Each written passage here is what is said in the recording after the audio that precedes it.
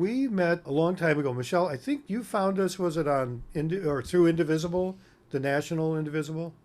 Look at George. I tried to figure it out and I could not figure it out. Okay, Somehow online we found you. somehow. And so this was, again, my memory shot 4 years ago, 5 years ago? I don't know. I'm going to tell that story. The answer's on the next slide. Okay, then I won't steal your thunder. And we went out to Michigan, and there was a nice doctor person who gave us this house, his summer house, which is a mile from his regular house. So I was able to stay there, and we held all of the meetings there, which was cool. So, and we've just, stuck around.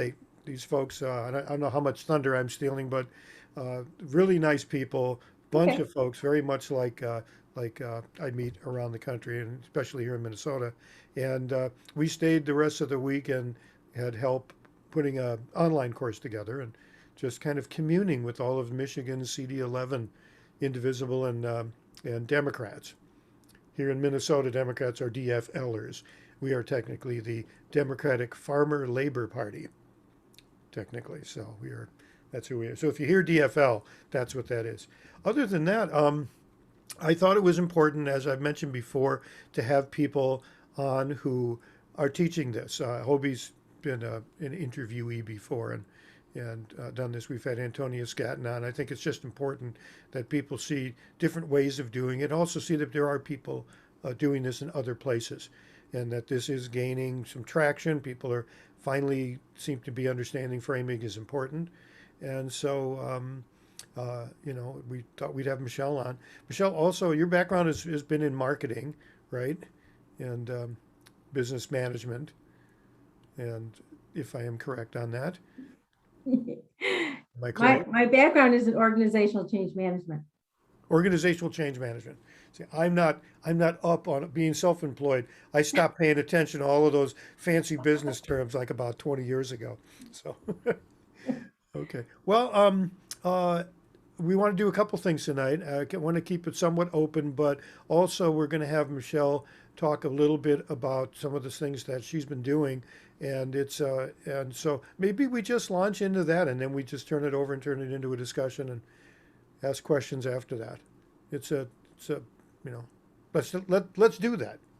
All right. Okay. Okay. Thanks, George. And Lisa, thank you very much for inviting me to speak to your audience today. I'm excited to tell my story. And George did ask me to kind of say, how did I get to the point where we were launching our nonprofit Liberal Leadership League? And I'm going to tell you that story. So let me just share my screen. And I prepared a couple things. Then that looks like a lot, and it is a lot. So what what we'll start with is let me tell you the story, and I call it the social change story because when the incident happened in 2016, I was a consultant, just a simple, like I wasn't into politics or anything like that, but I was an independent consultant doing organizational change management for companies that were implementing large scale software implementations. I have a background in technology. So what does that mean? I would work within companies to help people transition to new ways of working because their implementation of a new technology.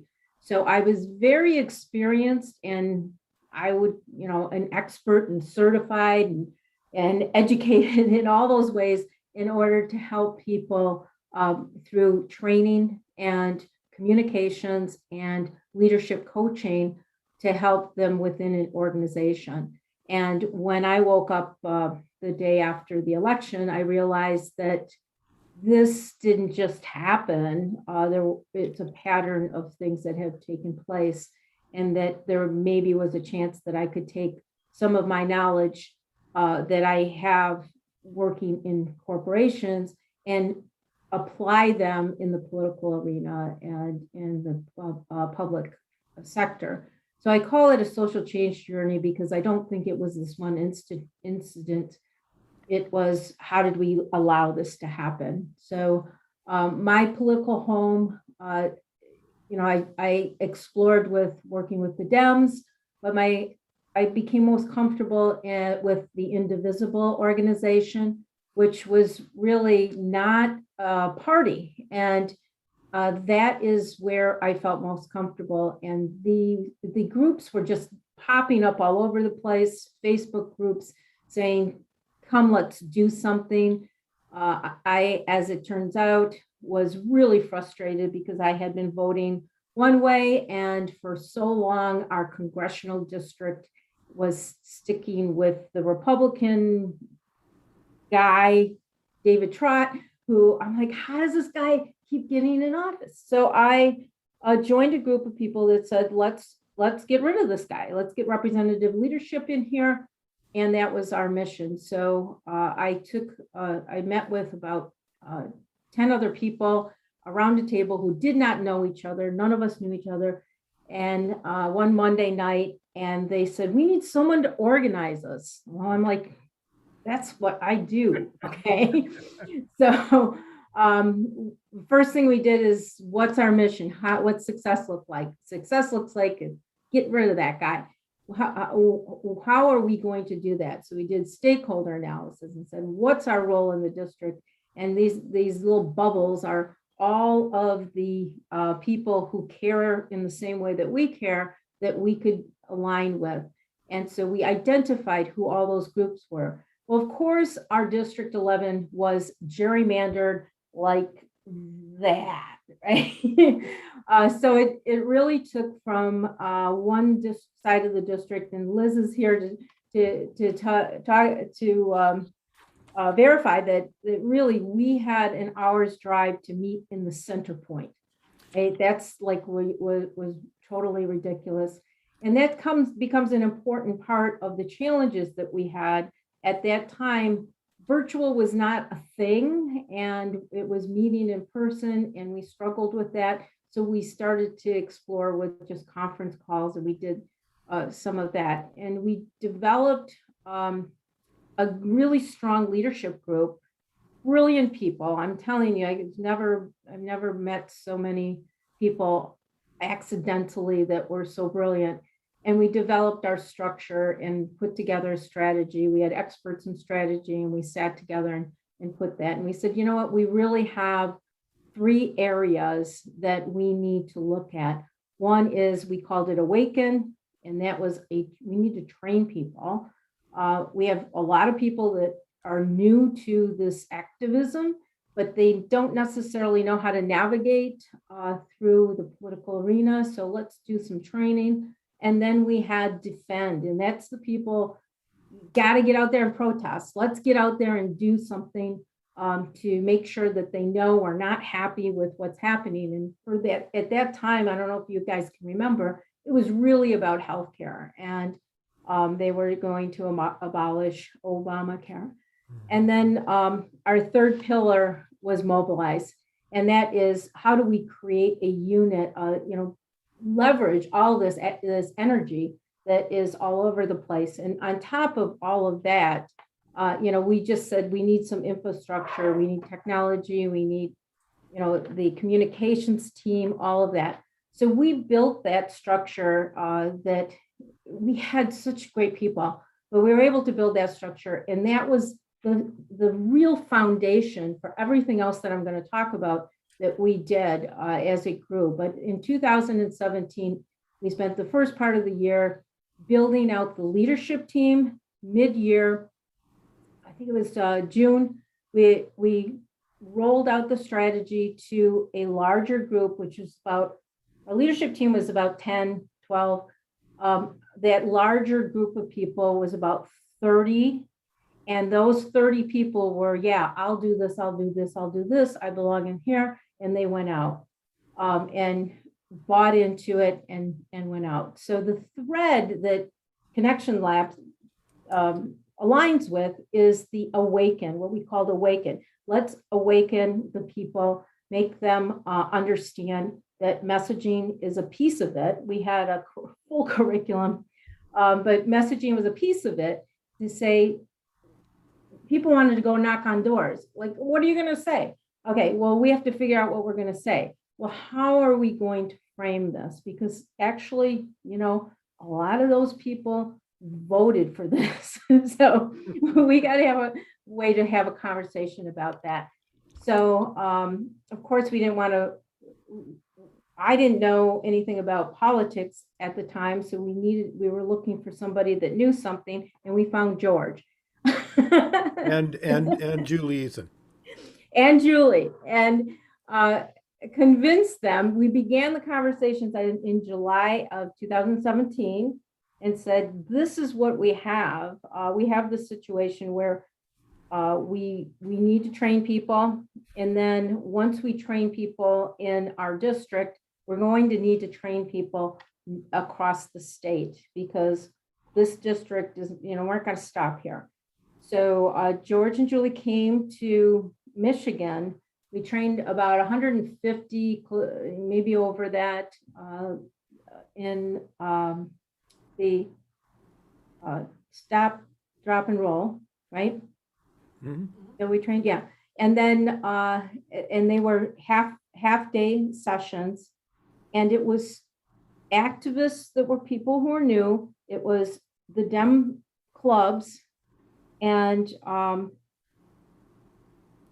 in another group, I can't remember. There were some people from different organizations. I remember somebody came in from way north, drove all the way down. She was part of the gerrymandering thing. In Yes. fact, just a quick side note. When I got there, most people are wearing the pins, and on the pins, they're all like these weird shapes. And I'm going, they do some kind of art thing, but everybody's into it, and they're all different. I go, what are those wacky looking shapes on those pins? They go, those are our gerrymandered districts. And it was just, and Michigan has got a really bad case of it. So anyway, I thought I'd point that out. Yeah, yeah. And so people were already mobilized around what we call voters, not politicians, which now we're doing redistricting. But that really brought people to the first step in awareness about framing, right? And that thread is gonna continue on. But I want to, at the same time, in 2017, I was trying to understand what the Democratic Party was doing about District 11, and tried to get involved. And they really saw me and the rest of the indivisibles as the enemy. So it was really difficult to, like, hey, we're here, we want to help, blah, blah, blah. And then I saw Lisa Dorado was a vice chair of the District 11 caucus, and also the chair of Northville. And I thought, this woman seems like a rational person in the sea of crazies. So I reached out to her and said, hey, can you help me, help them, right? Because I've run a zillion meetings, I can help. And she says, yeah, don't worry about them. You can't help them. But can you help me do something about branding? Because at that point, we had already had the branding done for District 11 Indivisible Group. And so what we did is, and you can see in the lower left-hand corner, United We Prosper. We worked with Heather and Bodie, and she is an expert in branding. She was on our leadership team. And I said, can you help us put this together? And if you, if you're all trained in messaging, you're going to know about really focusing on values and the importance of talking about values. And what we did is we worked together to create a messaging that we could take to what we call the MDP, which is the Michigan Democratic Party, and say, look, here's something that would align with people, that people would be at least have some connection with. And I'm going to go backwards and forward. So While you're doing that, I'll point out that the Lisa she's talking about is Lisa Dorado, there in the lower right-hand corner, also known in Michigan as Lisa the Democrat. Yes. That's her And official. so if you see this GIF, it's United We Succeed, we protect, we are fierce. Nice. United we rise, we are threat. So those were the themes that we took all the way through, and we said, let's focus on these values and be branded, as the party that is known for these things, right? So we took that in July while all this other stuff was going on, to the Democratic Party, and that was a failure to recognize the awesomeness of that. So they said, yeah, we're not interested in your work. So Lisa says, I'm the chair of Northville. I'm going to implement this in Northville in the club, at the club level. And, you guys go on your merry way. Any questions about that? Yeah, go ahead, Ron. Yeah, Ron. Thank you, Michelle. When you talk about values, two things come to mind, and I just seek clarity. One is a return on investment values, and one is a philosophical, ideals kind of values. Where are you going? So, tell me more about the ROI. That's just money, right? Well, it's some people say values plural, other people just say value, like value for the money, my investment. And when we talk even about voting or about the political process, there is an investment, there's a return on investment proposition there. It's like, okay, if I do this or if I get involved, what do I get? Or what does my community get? So there's that part of values. And then there's the ideals and the philosophy and that part of values, what's important to me and what's right and wrong and those kinds of things. So what's important to you? Well, I'm asking you. Well, you don't need to answer that question, but that's the value I'm talking about. What's Okay. important to you? Yep. Okay. Thank you. Yeah, that's a good question. Okay. Any other questions? I'm going to get out of 2000. Oh, I can't get out of 2017. I'm not done yet, but almost. No more. Okay. So this kid, this picture looks like a kid. So this kid under the Connections Lab is David Hamilton. So I was still working in 2017, and I was the chair of the Change Management Institute in the United States and went to Australia for a board meeting. And before I left, Hamilton said to me, and he was part of our Indivisible group, I'm going to run for Troy City Council, which is the city in which I live. Would you run my campaign? And I said, David, I've never done anything like that. I don't know even how to start to do that. You need to find somebody who knows what they're doing. So when I was in Australia, he announced at a fundraiser that I was his campaign manager. And I came home and my husband said, did you know that this happened? And I said, no, but like, if he's that desperate, I'll do it. So by then it's September. And in September, we got started. It's a project, right? It's a freaking project. How many projects have I run? So we ran a project and we got the volunteers together and he won against, an incumbent. Came in second in 3 seats in a nonpartisan race. And it was hard. I have to tell, it was hard, but it was about knocking on doors, and the lessons learned there were tremendous. But at that time in 2017, it was about knocking on doors and having conversations with people, and people were ready for change. And we had a very right-wing Republican city council that with a corrupt city manager, and it got handed to this kid. He stuck it out, and today the success is, we have now all the seats with Democrats. It's nonpartisan, but Democrats except for one. And so we have the first Black woman on the council. The mobilization has been amazing. And it took his leadership of stepping up to do something that was impossible to do.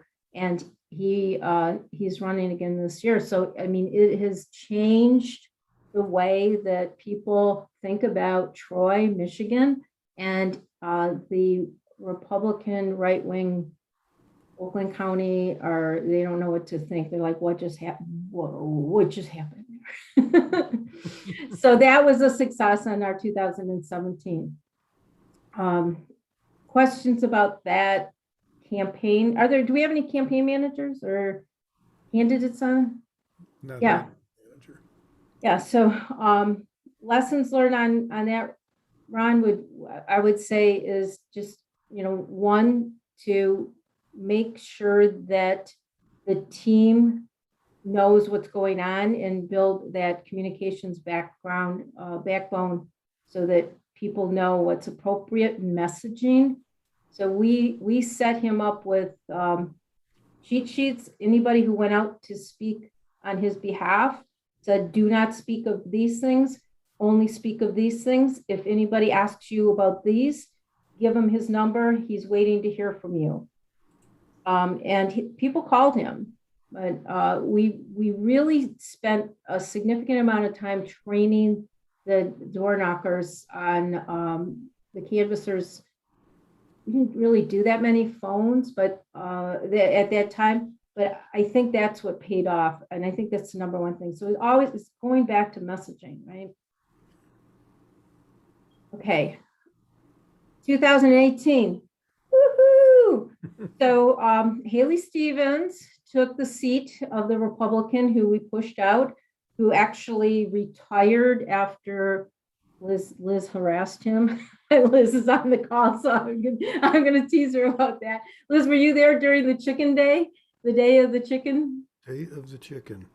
Well, yes, but it was really my partner in crime who the chicken that we did a Where's David Trot. It's like chicken trot, where's David Trot? Because he never showed up for anything. He never had a single town hall. And so they were just thinking we're going to have an empty podium. And this woman showed up with an actual chicken. Made it on Maddow's show. We're in the Indivisible book. But I was really peripheral to that.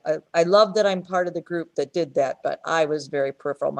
I give all credit to Vicki Smith and Sherry Masson and the unnamed lady who owned the chicken. But it went down in history. And I live in an incredibly red area. And so the work that you started us on, and then the Michelle and Liberal Leadership Read, it's been invaluable, because when you call for a dam in my area, you are likely to be called a baby killer. So it's really, really helpful to have some messaging tools so you don't end the conversation there, that there is a conversation. So, but yeah, I wish I could take more credit for that, but I can't. Well, that event, those town halls, along with a couple of other town halls that we had where Trot actually showed up and we got him on a hot mic saying stupid things and all that, forced him into retirement and opened up a seat for us. And then we turned the congressional district seat, and Haley not just turned it over, but to a woman, right? Which was an amazing feat. And if you can see all these women and this one guy. We always like to have one guy in there to say it's okay. In 2018, within congressional district, the state Senate seats that overlaid that congressional seat, we flipped 2 state seats, Rosemary Bear and Dana Pohanke, and then 4 state house seats. And these are the one of which is the first Indian American, which is my house seat. And I somehow got myself roped into running the campaign for a state senate for Mallory McMorrow, which is the woman on the bottom there that shows flipped. And that was a state senate seat that was not to be changed. And they said, there's no way you're wasting your time doing this. And this is, I'm old and retired, kind of retired. And I'm like, I'm not going to do anything that I don't have to do. But when Mallory came to me and said, would you run my campaign? I said, I've only had experience running a Troy City Council campaign, which is much different than a state Senate campaign. And she said, I want you to do it. And I said, well, only if we can run it our way, like, let's talk about what we think are the things that are important and the values. And she would be like, this was a long shot because it was a legacy name. The guy who was in there along with his father had been in there years and years and years. So we ran it and we won by 5,000 votes. Yeah. Nice. Yeah. Hobie. So how much of your campaign success would you attribute to messaging or discipline or the candidate or that sort of thing? And the reason I'm asking for a friend. We have 3 seats in Minnesota that in the Senate that we'd like to convert. And I've long maintained that elections come and go, but that we need to change the hearts and minds of people. And we do that partly through messaging. But I'm curious, how much was just hard grunt work? How much was messaging? Can you give us some idea? Thanks. Yeah, I mean, if you're talking about the amount of time spent on messaging and making sure people are communicating the right message, I think it's the number one thing. It's absolutely the number one thing. I think volunteer management is the second thing that's probably, but I think those two overlap as much as possible. But making sure that your volunteers feel like they know the individual. Mallory met with every volunteer. I said, Mallory, go in there and sit with them before they go out to knock on doors and make sure they know who you are. And we always had a list of things. Do not say. I think volunteers really like it to know that, hey, that's off limits. Instead of making something up, give out her number. Like we gave them cards and said, if there's anything you like, just give them the number, and that gives them the license to be able to say, she wants to hear. Say it this way: she wants to hear from you, right? With a smile. And so we taught them how to do all of that. So I think that was critical. The other piece is that this indivisible group, we created a backbone, a communications backbone. We called it the Council of Activists. So each one of our we had the Dem clubs and the indivisible groups. We had one representative from each one, and we met with them monthly to share lessons learned, best practices, what's working, what's not working. And we spent a significant amount of time on messaging when we did that.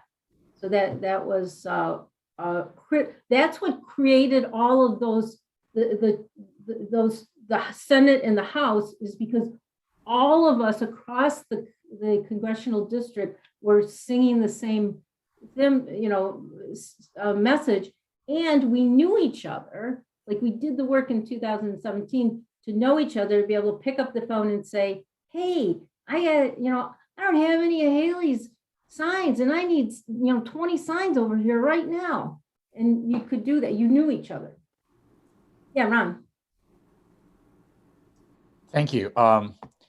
We learned something many of people on the call might be familiar on the Wellstone campaign in 1990. Not sure if you're familiar with that. And most recently, I worked for a friend who was running for president here, Amy Klobuchar. In 2019, we spent a lot of time in Iowa, and the last 4 months knocking on doors in rural Iowa. And we learned it over and over and over, the Paul Wellstone lesson, which was just show up. And you'd be amazed at how many thousands of people at the doors, in their living room, wherever we were, just said, well, you're the only one that's knocked on my door, or you're the only one that's had a reasonable, polite, adult, other adjectives conversation with me, regardless of who I might support. But thank you very much, because you left a really good taste in my mouth. And I'm so happy you just showed up, because somebody out there cares about what I think. Does that Yeah. help at all? Yeah, absolutely. Just showing up. The other thing we did, Ron, is we did dial testing. I mean, we did message testing in an informal way. So before we mobilized the entire group, we took the core, really experienced canvassers and said, you know, I think there were 10 of them, and took them throughout the district and said, here's your messaging, here's your messaging. And we were testing out what's resonating. And we sent them out, and then we came back and said, what's working, what's not working? You know, what was the most positive thing you heard today? And then what was the thing that didn't, you know, that was negative? And we would go through that, and then we would work on our scripts based on the feedback.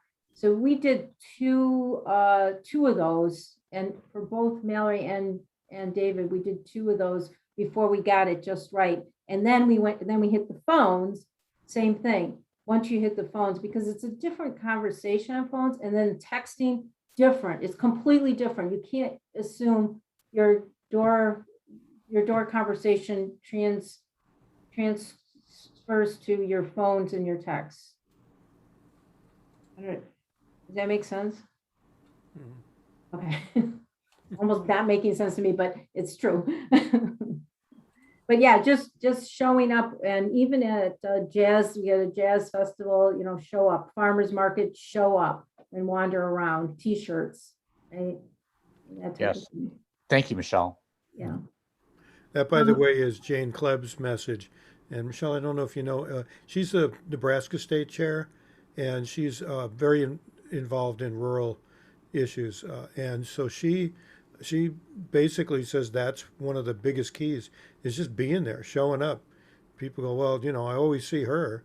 I don't see the Republicans. And that helps. Yeah, the Republicans will throw money at it, right?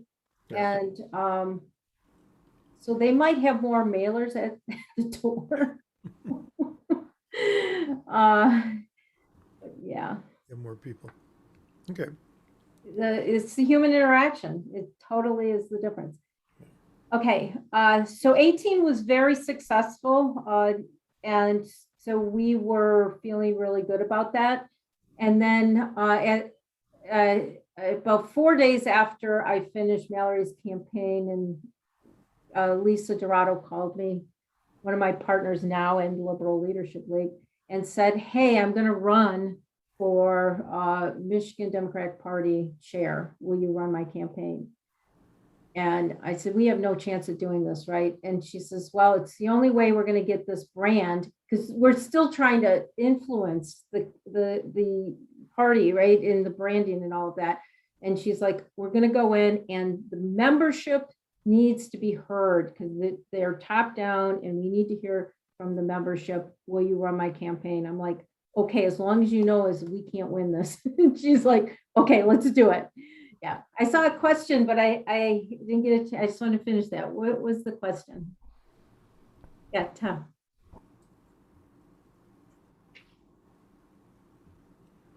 For some I think reason you're muted, muted.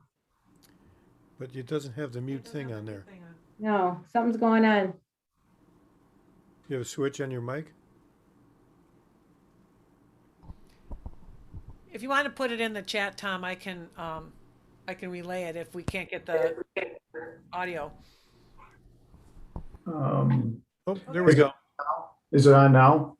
Yeah. Okay, sorry about that. I had the wrong mic clicked.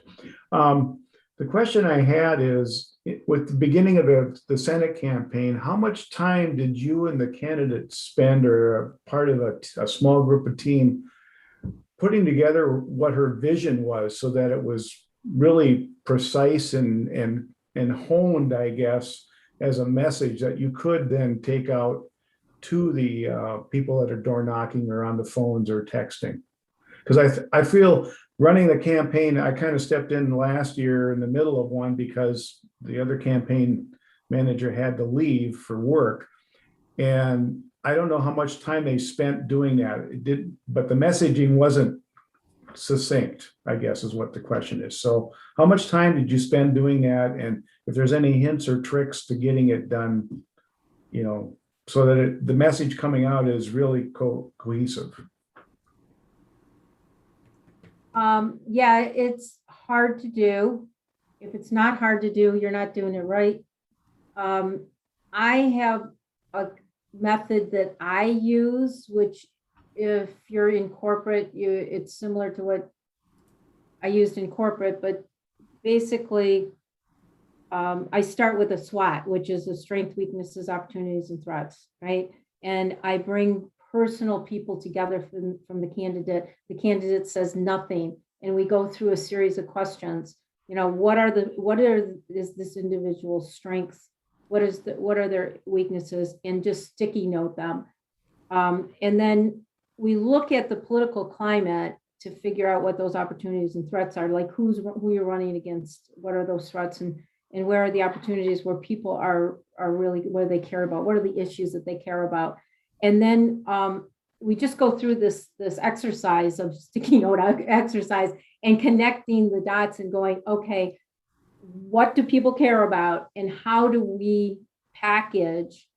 And I always tell the people this, your candidate, the minute they announce they are no longer a human, they are a product to sell.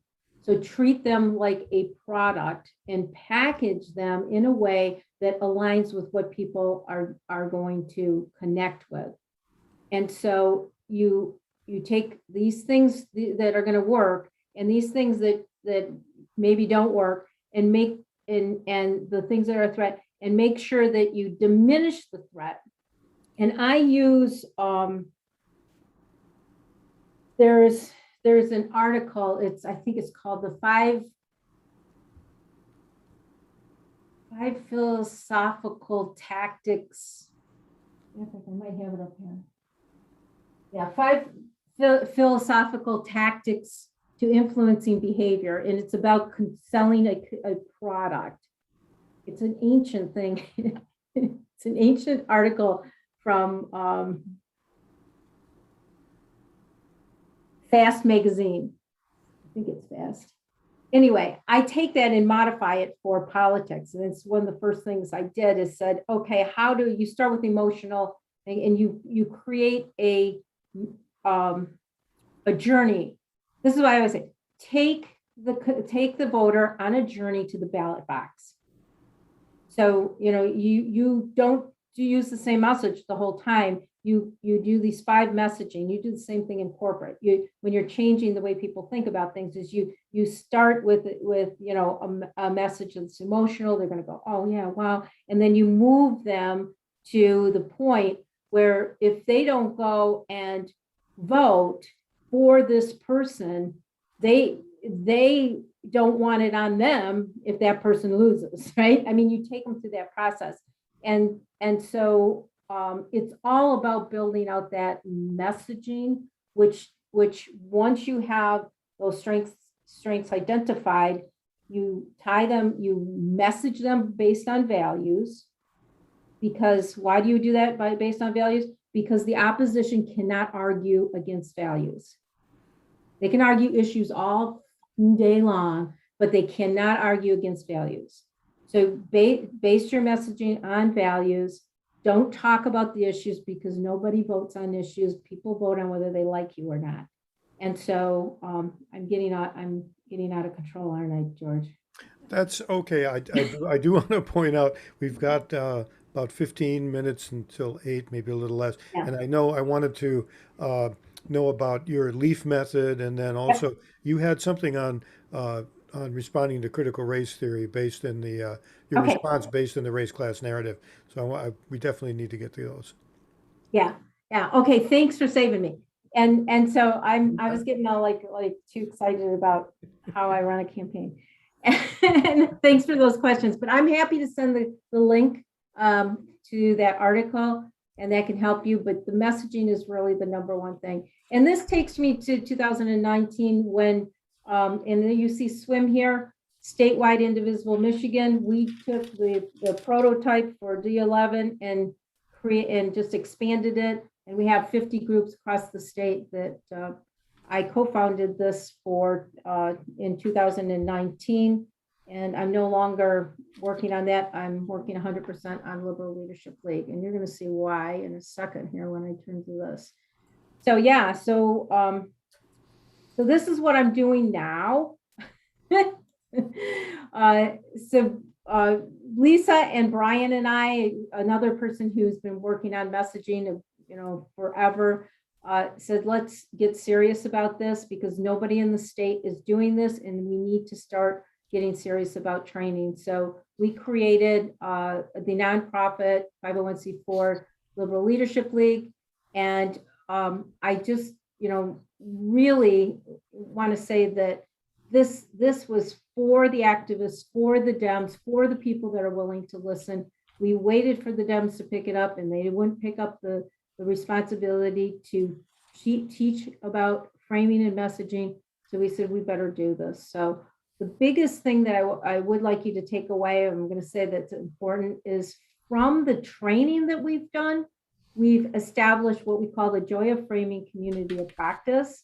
And Liz is a member of our community of practice. And I can show you some of the things that we've done with that.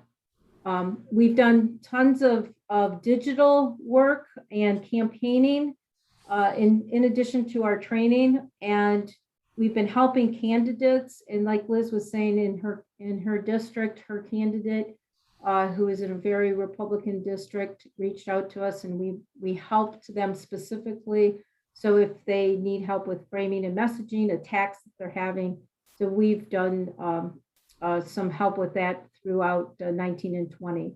And social messaging, we are posting tips of the week.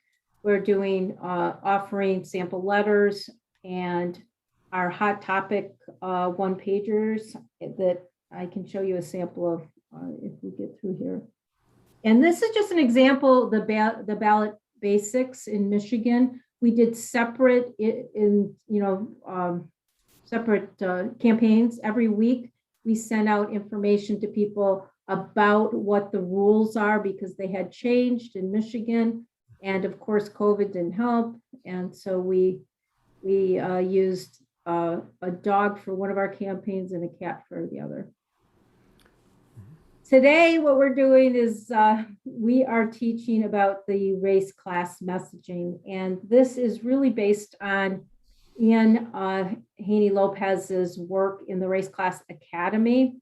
We really feel like this, since the time is right, the movement is right to educate people on dog whistles and teach them how to incorporate both race and class in their message components. And we are finding that people are really struggling right now with everything that's happening with critical race theory. So if you look at,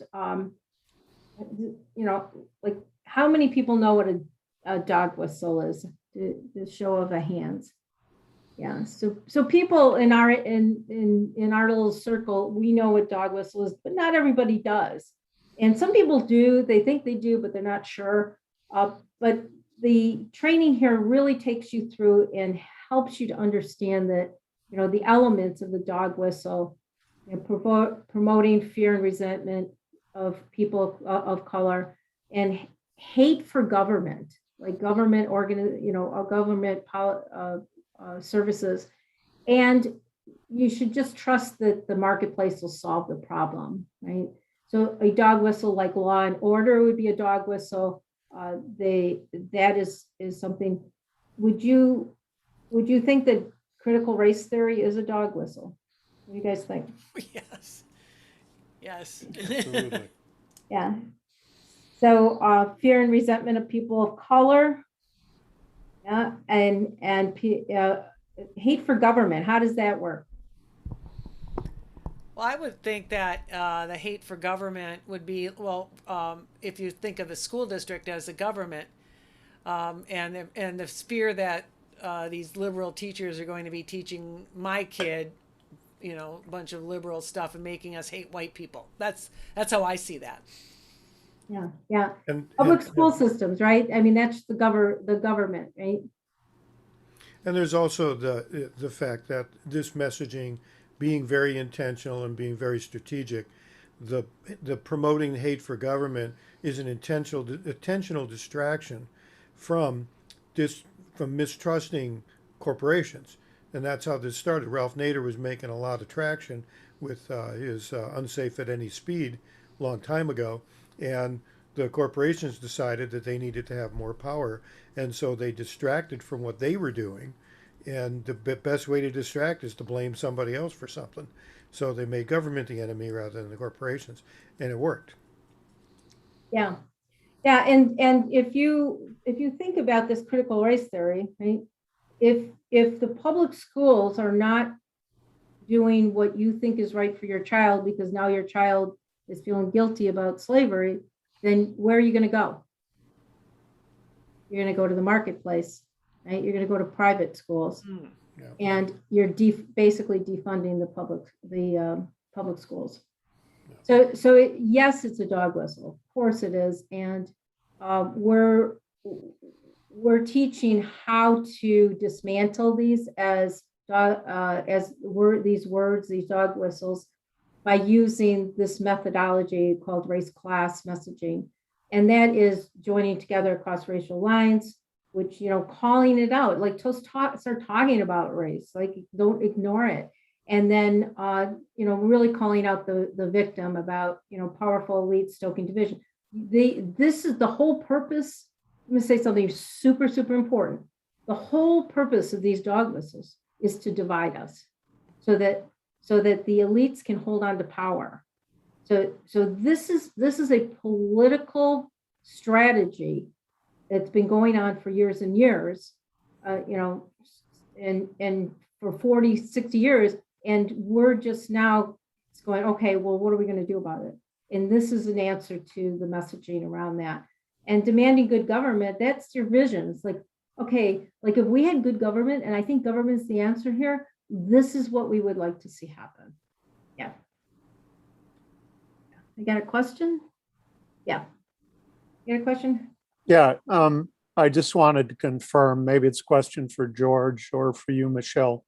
Mhm. The Race Class Academy, is that similar, same as, it sounds the same as what I attend with the Voting Rights Lab and Anat Shankar Osario in terms of race class narrative? Are we Yes. talking? Yeah, okay. Yeah, so Anat and Ian together have done the research. Okay, on this. okay, yeah. Yep. And I've been using that because I do a lot of messaging with climate in terms of that. And I've got some things that might be helpful for you if climate is an issue. Yeah, we use case studies in our teaching. And we try to keep it down to like the Michigan level, but yeah, climate is everywhere, right? So yeah, okay, let me just, regarding this, we're doing this just to let you know, a little ad here that we are doing these free trainings coming up. There's 3 sessions. If you can't go to all 3 sessions, then I would say go to something, and it'll be helpful to you. But we're happy to do that, to have you participate, and we'll be doing that on virtual. So this is our sessions. You asked about our methods. So one of the things that George has asked me to just share with you briefly is the way that we're teaching. I think it's very similar to what George has in his methodology as well. But we use the LEAF method because it's easy to remember. Like who can't remember LEAF, right? But starting with the very first thing, which is listen and be aware. So the thing that I am finding is that people kind of need to just calm down. The very first thing when they hear something like a dog whistle or whatever happens to be, they hear something, it's kind of like, this doesn't make sense. I need to understand this better. So ask enough questions. If your antennas go up, hey, this doesn't make sense. This is that first step to stop and just understand what's being said. And then once you understand what is going on, express your values. And people will fight with you over issues. Don't start there. Start with values and talk about your vision. Like, I want my grandchildren to have the best education there ever was, right? The best jobs, things like that. And that connects with people. But keeping in mind, like George says, the worldview. If you don't understand where other people's lenses are, then you're at a disadvantage. So ask enough questions so you can assess the audience viewpoints, understand where they're coming from before you bring your message to them, and then grab the narrative. Don't repeat what they say. You tell your story. It's like Bernie's so good at that. The question you meant to ask was, and so let's just be Bernie, right? And grab that narrative and talk about what we want to talk about. Now, here's the hardest thing in all my lessons learned on training. This last step is the hardest for people to do, and that's frame for the future by distilling the message to simple words, and then repeat, repeat, repeat. So what I'll say is, if you cannot distill whatever your message is to 3 words, like a chant in a protest, then you don't know what you want yet. Mm-hmm. So go back and work through it a little bit more. And that's then like Joe Biden says. Joe Biden says, if you can't explain it, or come back to me when you can explain this to your grandmother. Exactly. So, and we are so academic and so, intellectual in our thought. It's like we need to test it on other people so that we can bring it down to the level of people who are not watching politics every day, that are just trying to make it through the freaking day. And they haven't watched the news and they don't know what's going on. So let's speak in their language. So yeah, so this is the methodology that we use, and we always go back to it in our training, and we try to use that as like a crutch for people so that they can back up and learn a little bit more about how they're thinking about things. Yeah. Okay, I'm just going to leave you with this. This is how you get a hold of us. Our website and Twitter and Facebook, and we have an Instagram, but we're not too good at that, so I wouldn't follow us there. It's not exciting. We're getting there though. Yeah, it's the 3 of us, and we're working as hard as we can. And I'm happy to share this later, but let's give it. And Michelle, if you get those all those links to us, and for the sessions also, Lisa follows up after these sessions with an email with all the links and things that are talked about. Also, that Fast Company article. Yeah, I got the Fast Company. I refer to it all the time. I'll send you that, and I'll send you our information. And Michelle, if somebody wanted to get in touch with you directly, how could they do that? Yeah, you can just send it to info@liberalleadershipleague.org, and I will get it. I monitor that email. Okay. And if you want, Georgie or Lisa, you can give them my personal email, which you Yeah, I have it. you have. Okay, that's the SBC Global. Yep. Okay. Yeah. Okay. Yeah. So yeah, if we could get those, because like George said, I always send out a recap of the meeting with the links to interesting things that came up, and your presentation. Did we already say that? Yeah, I'll send you the presentation. Okay. Okay. For sure. And then just to kind of wrap up a little bit, what I see here that Michelle and the Liberal Leadership League, with their lovely leafy logo. I don't know if I could fit another L in there. We just call ourselves L3. L3, okay. And what's happened was what I've always wanted to see happen is that in a local area, a group gets formed and makes the connections with other groups in the area, takes this message of framing out to that community and spreading it in that community, but also forming a community out of that. Because in organizing, that's all you've got. The community is what keeps the whole thing together. It's the glue. None of us get, or very few of us get paid, or we certainly don't get paid much for any of this stuff. And what we get is the community and the friends we make. And I guess the friends I make doing activism are the friends I admire the most. Michelle being right at the top of that list because of just what she's done over there, and Lisa and Brian, I think, is also with you, have just done all of that, Yeah. all of those things, and it's a tremendous success. And I wanted you all to see that because these are things that we can produce here. I'd like to see happen more in Minnesota. I don't know that we have an online community here, which is good, but I'd like to see in our local area more of this happening in person when we get back in person, and even just make it part of our culture is the way I put it. This framing has to be there. And if anybody that I ever heard of has done it, it's been Michelle with the L3 or L5, as Yeah. I said. So just wanted to point that out. Are there any other, or Hobie's got a question? Have, Michelle, have you thought about any of your messaging for 2022? And has anything changed in Michigan? I'm So we're not ready yeah.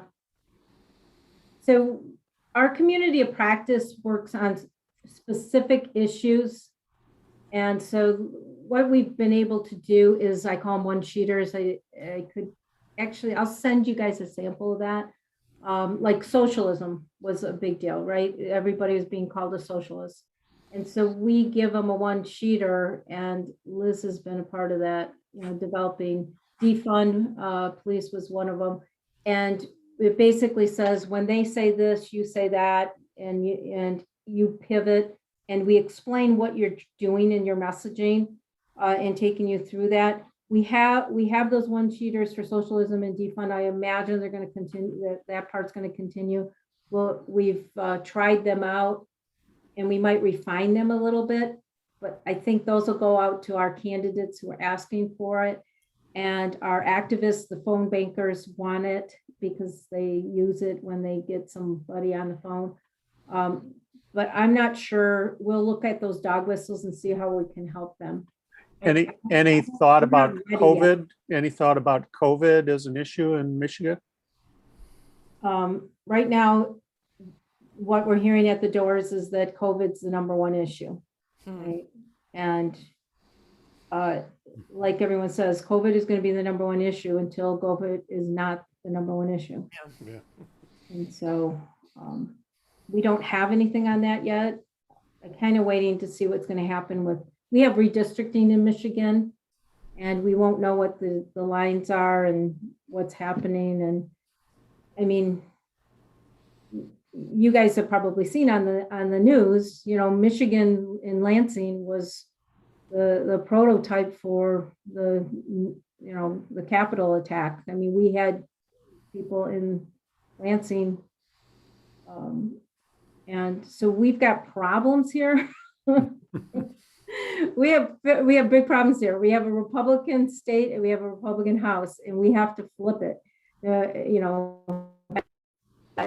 We're gonna find those seats that we can flip and do what we can in those areas and get really specific to the districts. Like Liz's district's going to be, it's all about guns and guns. I mean, freedom to vote is what we're talking about right now. I know that doesn't help you, but. Carrie has a question. I just have a really quick question for you, Michelle. So I totally get the repeating your message and all of that. Have you experienced where in repeating it, you counterpoint where, you've done it so much that you've irritated people?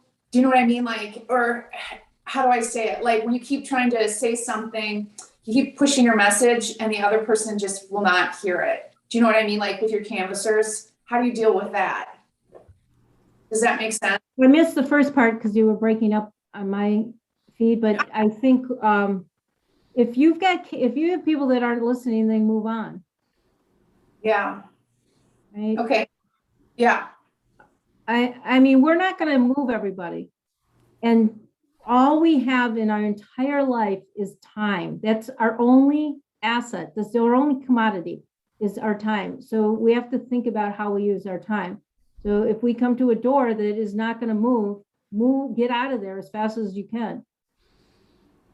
Let me just add that I think it's important to have messages that we do repeat and that we disseminate widely through what we're doing. But I'm not I never believe that the perfect bumper sticker exists out there, that there's only one way to message an issue, and that you may use a different value depending on who you're talking to. If you've done a little probing, you've had the time to do that, find out how the people are.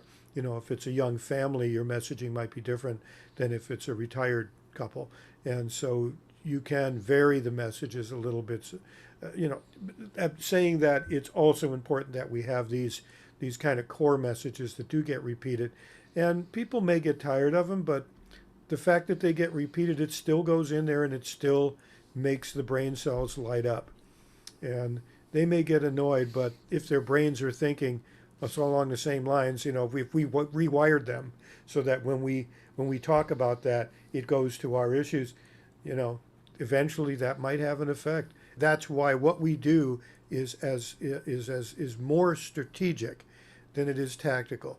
What we do can be used today to win this election, but if we're not thinking about the strategy and we're not doing this over the long term and keep going back to the core values of what we have so that those are repeated election after election, race after race, year after year, for us to build that. If we're not doing that, then we're always playing catch up, which I think is what's happened to us as a party. As the Republicans have been doing this for half a century, we've ignored it, and we're just starting to do it. What Michelle's doing in Michigan, what we're doing here, what a few other people are doing around the country, and the Voting Rights Lab. That's not. We are by no means very popular. Or I shouldn't say that. I don't think it's that people are out to get us. I think it's that this hasn't caught on yet, but it's caught on some. We're at a better point now than we were back in 2005 when I first started doing this, and it's come along slowly, but we could hit a tipping point at any moment. Anyway. Yeah, I saw what I think Tom put in there. Yeah, we don't play catch up. Don't talk about it. Like, just talk about what you want to talk about, and just, you know, become really good at pivoting and going to the conversation that is important.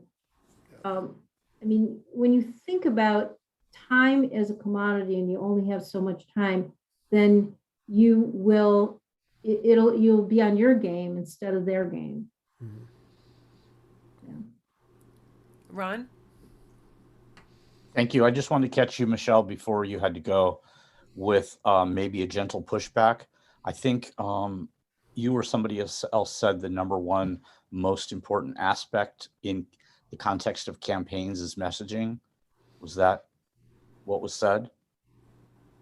Yeah, I said somebody asked about how much time spent on messaging. Is Okay. that you? I don't remember. Yeah, I think that's your number one thing is messaging and volunteers. Okay. And I don't want to disagree too much, but a gentle pushback, because I've learned that assembling a team is the most important thing. And I'll tell you why. I've been in front of many, many audiences from here to Europe and in a micro business entrepreneurial context. And I've made the point that there's very, very little difference between an entrepreneurial endeavor and a political campaign. I They're agree, almost 100%. identical.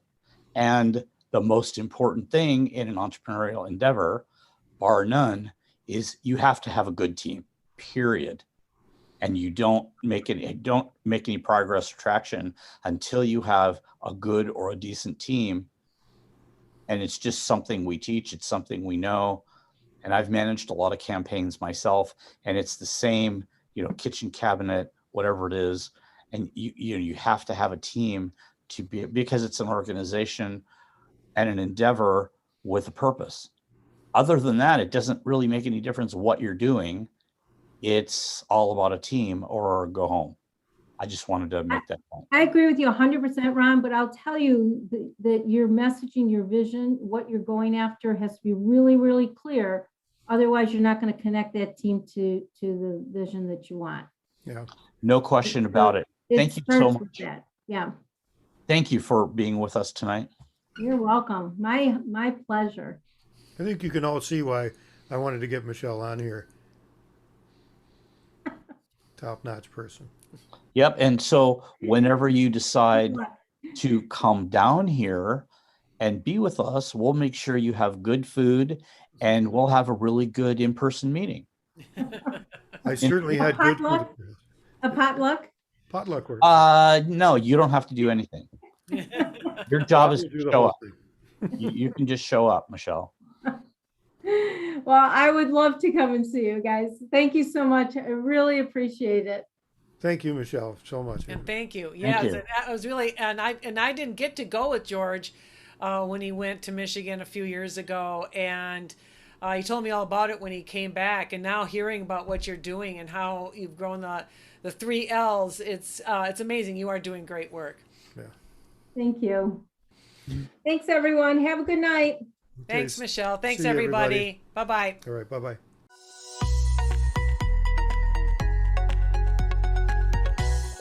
connectionslab.org